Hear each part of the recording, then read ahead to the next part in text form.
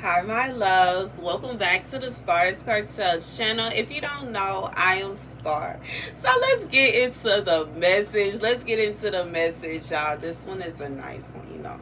We started out, the first video was sheesh. Okay, but now that we got that out the way. Okay, so this message comes from a song as well as a movie, okay, which I think the song was made for the movie. But anyways, let's get into it. The song is 1,000 Years by Christina Perry. The day we met, frozen, I held my breath. Right from the start, I knew that I'd find a home for my heart. Beats fast, colors and promises, how to be brave. How can I love when I'm afraid to fall? But watching you stand alone, all of my doubt suddenly goes away somehow. One step closer. I have died every day waiting for you. Darling, don't be afraid. I have loved you for 1,000 years. I'll love you for 1,000 more.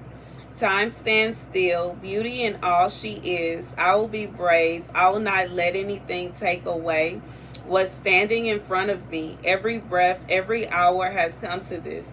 One step closer. And I have died every day waiting for you. Darling, don't be afraid. I have loved you for 1,000 years. I'll love you for 1,000 more. And all along, I believed I would find you. Time has brought your heart to me. I have loved you for 1,000 years. I'll love you for 1,000 more. Okay, and it's my song. I have died every day waiting for you. Darling, don't be afraid. I have loved you for 1,000 years. I love you for 1,000 more. All along I believed I would find you. Time has brought your heart to me. I've loved you for 1,000 years. I love you for 1,000 more. Anywho, so as God sent me to listen to this song, he then reminded me of the movie Twilight. And he said, no relationship is perfect. And sometimes it involves / includes ups and downs, but it will make you stronger, learn, and grow. Okay? And this is basically what is going on within this movie. They are basically learning each other. They get to know each other. They are like, and even though there are breakups and makeups and there are problems and there are people that try to come in between and it's all kind of things going on. But in the end, okay, they do get there happily ever after. The scripture comes from 2 Chronicles 6:12. Then Solomon stood before the altar of the Lord in front of the whole assembly of Israel and spread out his hands. Now he had made a bronze platform 5 cubits long, 5 cubits wide, and 3 cubits high, and had placed it in the center of the outer court. He stood on the platform and then knelt down before the whole assembly of Israel and spread out his hands towards heaven. He said, Lord, the God of Israel, there is no God like you in heaven or on earth. You who keep your covenant of love with your servants who continue wholeheartedly in your way. You have kept your promise to your servant David, my father. With your mouth you have promised, and with your hand you have fulfilled it as it is today.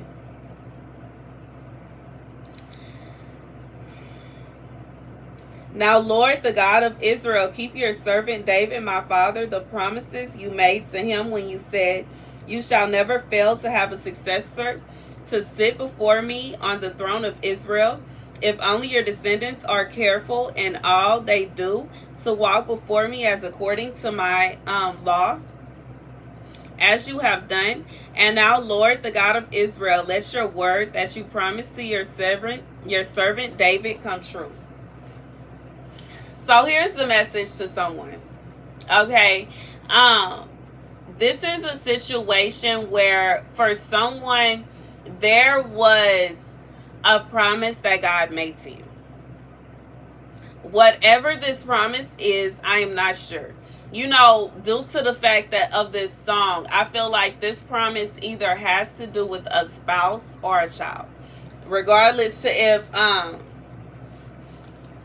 or some kind of outcome as well. But God promised this to you. And this is something this is not a promise that you just received yesterday. This is a promise that you received years ago.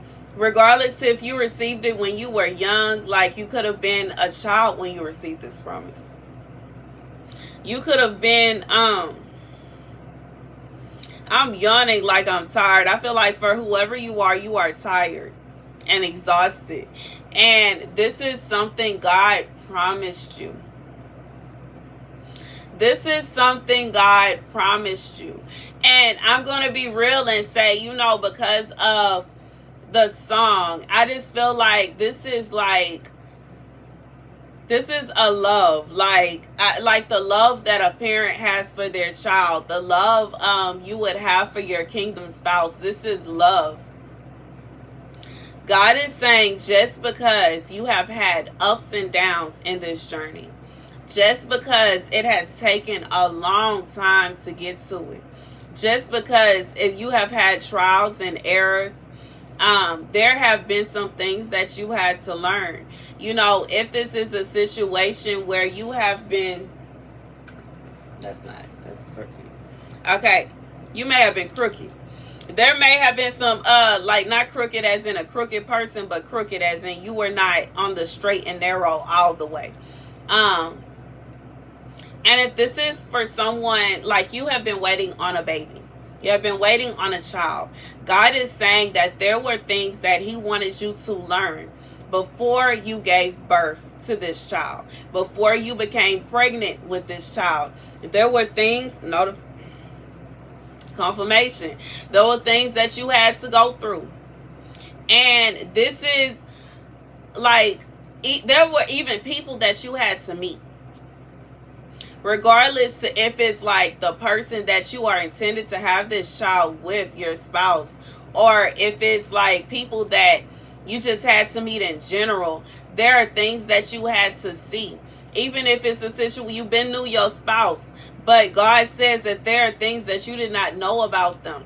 There may be family dynamics that they have going on that you don't agree with, that you did not know about. There may be things, and it's kind of like, if you would have just had the baby instantly, it could be a situation where your child will be caught up in some things that you would not want them to be caught up in. There could be situations where the child will be attached to people you didn't want them attached to. God says there were some things he had to break down and tear apart. There were some wars that had to be fought. There were a lot of things that had to happen before you received this. But it is coming. God is sending, it is coming. This is, you have been waiting. Like, you know, I've always loved this song. It's such a beautiful song. Like, so beautiful. Like, you've been waiting a long time. You have been waiting a long time. Whatever, like whoever it is you've been waiting on, baby, you've been waiting a long time. And this is the love that you have for them. The love that you have for them. I just feel like you haven't even, you may not have even met them yet. And if this is a child, you have not met them yet. But you love them unconditionally. You love them without a doubt. You've waited patiently. God says that he wanted you to get your patience together. He wanted you to learn things, because as a parent, it is our duty to protect our children. And if you had been, like, if you had this child at a certain point in your life, you would not have been equipped to protect them from certain things that God wants you to protect them from. you would not have been able to protect them from certain dangers that you regardless to, you would have foreseen these things. But God is saying, now that you know, you're ready. Okay? That's so okay. And for somebody, like, it's a spouse, but just like with the baby, it's a little different. There was certain things that you had to be prepared for. You had to have certain dynamics. There are certain things that you had to learn, and not only about them, but about yourself. In your relationship, there were ups and downs. And I just feel like even if you had to undergo a breakup, even if y'all had to undergo a separation, God is saying that this separation was for both of you to learn.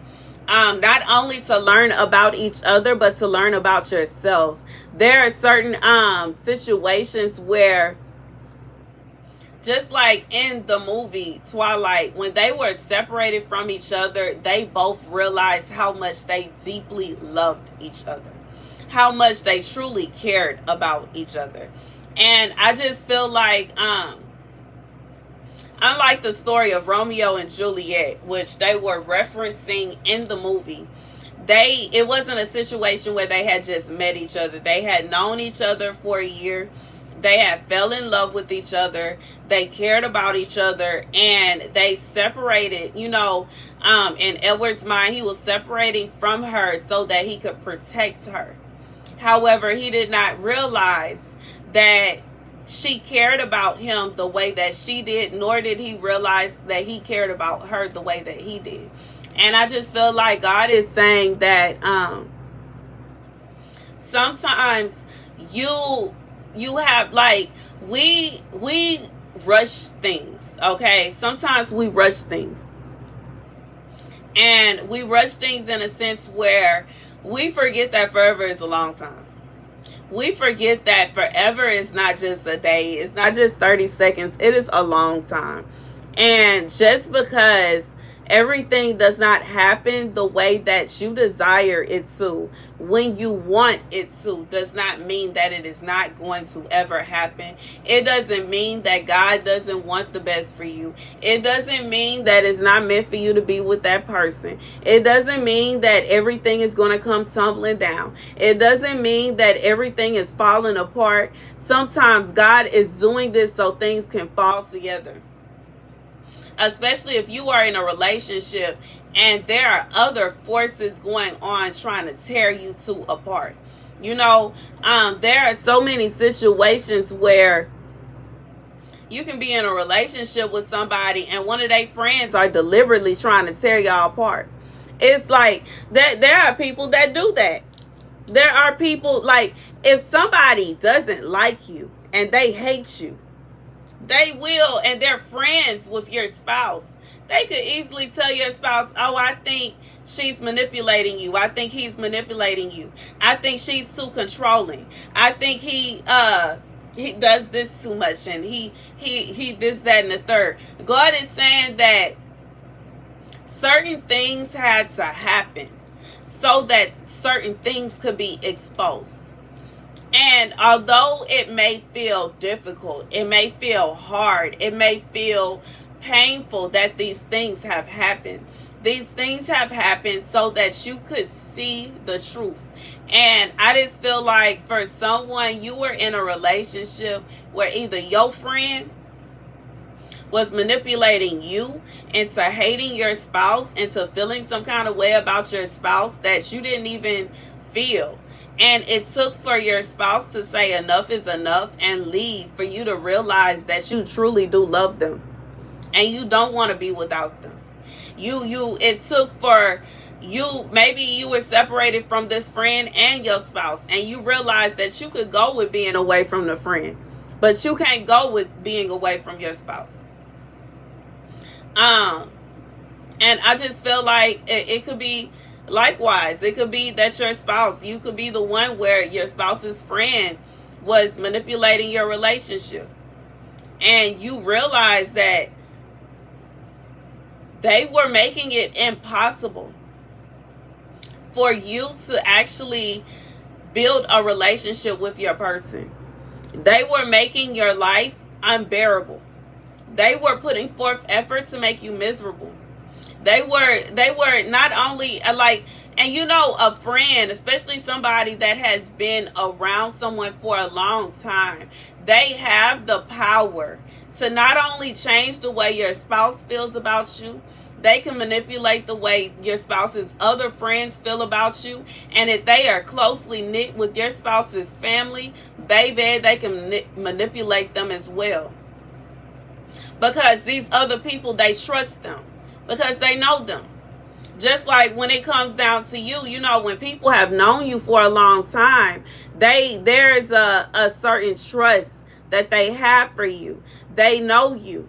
And especially when somebody is loyal, when people have loyalty in them, they are going to be more loyal towards somebody they've known longer. And in reality, there are so many reasons that a friend will try to break up a relationship. It could be out of jealousy and envy. It could be, you know, a situation where they want that person for themselves.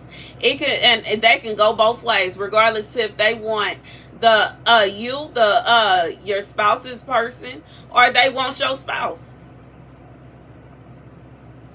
Regardless. And it could be a situation and it don't matter what gender they are in the climate we live in today. It could be a situation where somebody is undercover and they acting as if they straight, but they really want your spouse.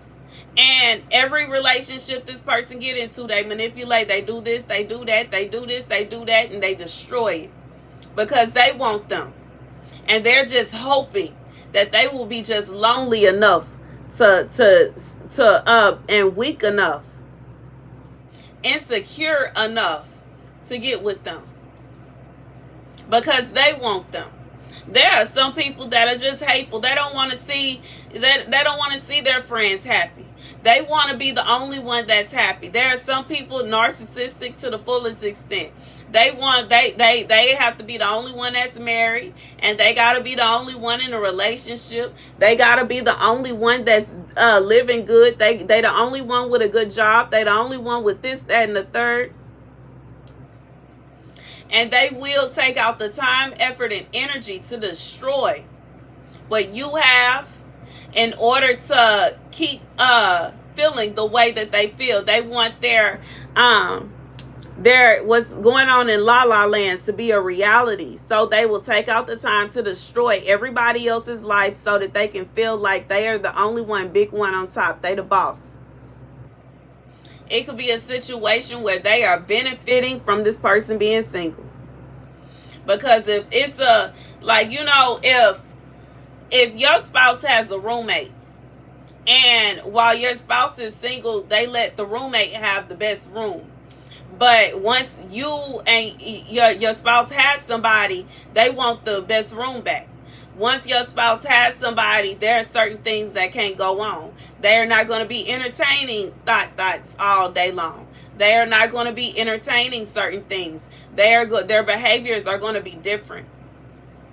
And this is simply a part of entering a relationship, especially getting married. A married man should not be hanging around a single man, no way. And if a man, like someone that is in a relationship where they are specifically with one person, a monogamous relationship, I think that's what it's called. They don't need to be hanging around with people that are in open relationships, because there's two completely different dynamics. It's okay for them to cheat, but it's not okay for this person to cheat. And they will try to convince this person that their person is trying to control them. Their person is changing them and is making them different. It could be a situation where this friend was in a past love somebody they will mess around with. Even more stamina as to why they will be trying to tear that relationship up. If you are not okay with an open relationship, if you are not okay with someone, I think polygamy, if you are not okay with polygamy,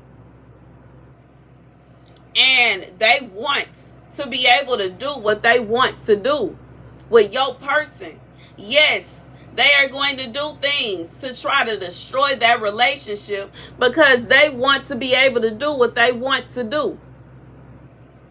And I just feel like God is saying that your foundation has to be built first. And your foundation cannot be built in quicksand. Whoever this person was, if it was somebody like that deliberately trying to tear your relationship apart, quicksand. They will cause the relationship to fall apart. And God is saying that I hear separation anxiety. So this person may have felt separation anxiety towards your spouse while simultaneously not really wanting to be with them. Or your spouse don't want to be with them. But God has caused y'all to go through certain things so that he could rebuild. He has torn things apart so that the bricks can be laid correctly.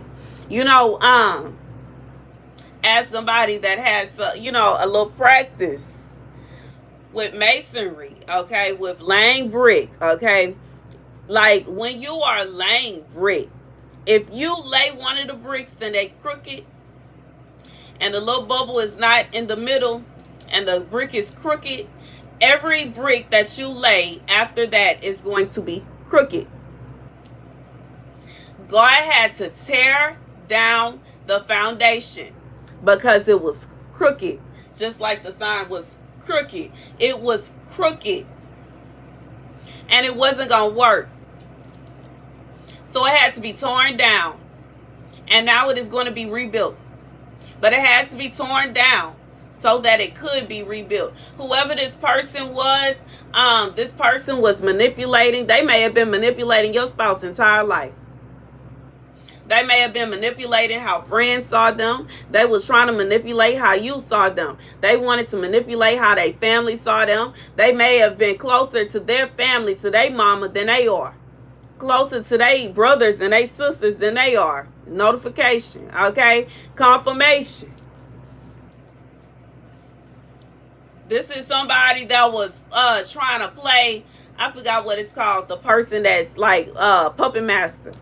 They were trying to play a puppet master in this person's life. Giving me mean girl vibes. Regardless if this is a woman or a man. This could be a man with feminine qualities. Going about it acting like they trying to help them. I'm just trying to help. I'm just trying to help. They wasn't trying to help. They was trying to help themselves. They wasn't trying to help them. And in some cases, they was using them for something. Regardless if they were using them for money. Using them for, like I said, for sex. Or if they were using them for a place to stay. Or they using them for this, that, and the third. God says this person was manipulating them.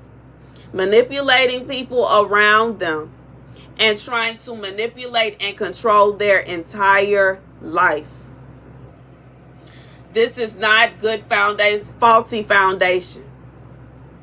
And when you became attached to them, they wanted to manipulate you too. But you weren't going for it. Because God, you connected to God. And you saw through them. You saw through their smile. You saw through their acts of kindness. They acted like they were being kind. They acted like they were being nice. And when you were not down to allow them to manipulate you, to mistreat your spouse, when you were not down for them to manipulate you, to mistreat any other people, when you were not down to do what they wanted you to, when you let them know you would not be controlled, they didn't like that.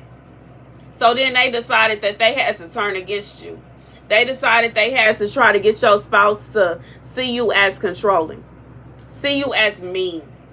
See you as somebody that you are not. And there may have had to be a separation or a break so that your spouse could see the real them that is this friend. so that your spouse could see the real you, so that your spouse can make a choice, because they gotta choose. They can't have you both. It would not be possible for them to have a true relationship with you while simultaneously allowing this person to be a puppet master. Because you and this person gonna constantly bump heads. You're not gonna let them control you. You're not gonna let them run you. You're not gonna let them tell you how to think.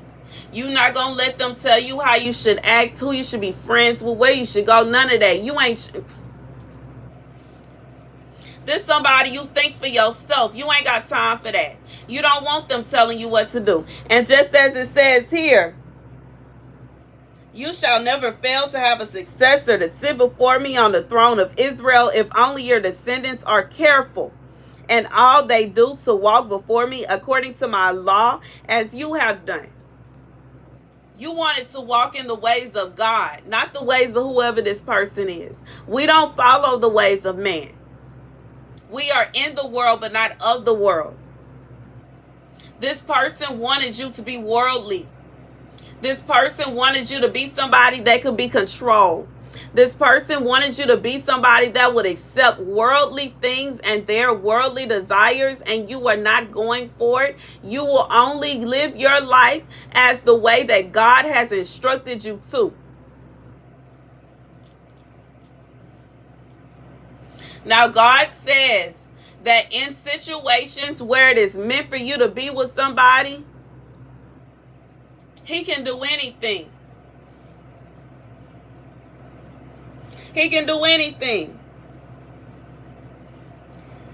Lord, the God of Israel, there is no God like you in heaven or on earth. You who keep your covenant of the love with your servants, who continue wholeheartedly in your way. God does as He pleases. And if He sees fit for you to be with someone, He will remove any and everything that is causing any kind of friction. Any and everything that's causing any kind of crookedness. Any and everything that's causing any kind of imperfection. Just like somebody that is practicing laying brick. If there's a little rock that's causing it to be imperfect, they're going to pull that brick out of there. Remove the rock and start over. And that's what had to happen here. That's what had to happen for somebody. This person they had to go. And it may not be done. God will let you know. God said it may be a situation He has to work out some kinks. It takes a minute to get everything level. It takes a minute to get brick level. You have to keep going in and tapping it. And you got to keep using a level. You may have to go back, get a little bit more mortar and stuff it in there. And then you got to go back and do it. You may have to take it off and scrape everything off. And you got to mix everything up again. And you got to lay it back. It's going to take a second. But God said He going to get it right. He want it right. And it can't be right with somebody trying to play puppet master and trying to convince your spouse mama that you are this way, that way, and a third, and you not. Somebody trying to convince your spouse friends they need to be mean to you. Somebody trying to convince everybody around you they need to be trying to fight you and attack you because you did this and you did that when you ain't do none of that stuff. God said, And anytime you want to tell your spouse what's going on, they don't believe you because the friend that went to them and said that you do this, that, and the third. They don't even know you. And as hurtful as it may be that your spouse will believe that somebody that don't even know you would know you, which is preposterous. It's crazy. But guess what? Like I said, loyalty. This person, this person was thinking that they could trust them.